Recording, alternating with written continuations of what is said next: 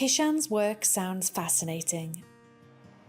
And what better way to learn more than to hear from one of his past patients? And I'm just on my way to meet them. So Dre, Jude is looking pretty active today, running about.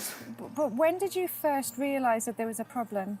It was a few years ago now. We had her spayed after the first season, and then she was quiet after that, recovering. And she didn't quite recover, so she was taking a while.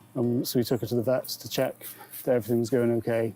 They suggested we had an X-ray to check everything was okay, and then they found like hip dysplasia and some arthritis on the bones. After the X-ray, she got a bit worse.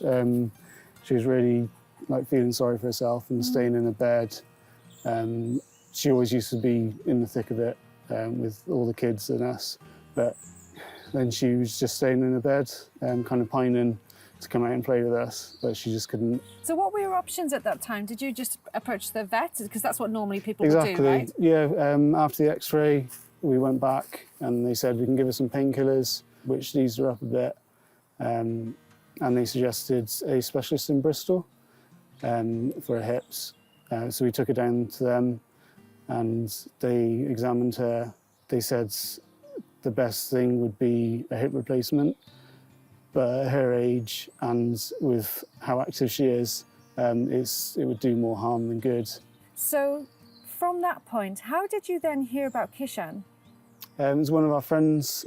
She had a cat who she took to Kishan, and she said, obviously she knew about Jude, and she said, I know this person who's helped my cat, would you be interested, kind of thing? And obviously at that point, we'd try anything. Jude didn't know what was going on, but she was happy to go anywhere.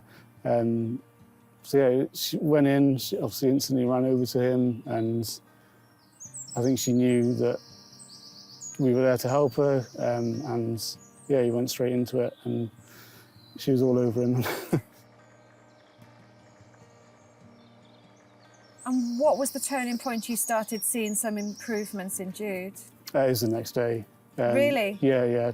We took a video before the appointment, and then I sent Kishan a video the next morning, and you can see it's day and night. She's legs eased up. She was walking a lot better. Wow. Yeah. It's plain as that? Yeah. My So gosh. before the appointment, her legs were really stiff, and she seemed to be struggling to hold her weight, so her legs were splaying out. But then, yeah, the next day, she was moving her legs properly, and yeah, amazing. That is amazing. How did she see him as a dog? Did you feel a sort of sense of relief or happiness that she was able to do things? She stayed in the bed a lot, but it seemed like she was resting and recovering, as opposed to she wanted to get out, but she couldn't.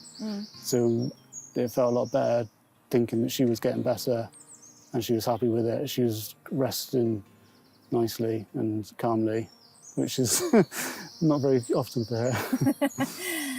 And was that your only session with Kishan?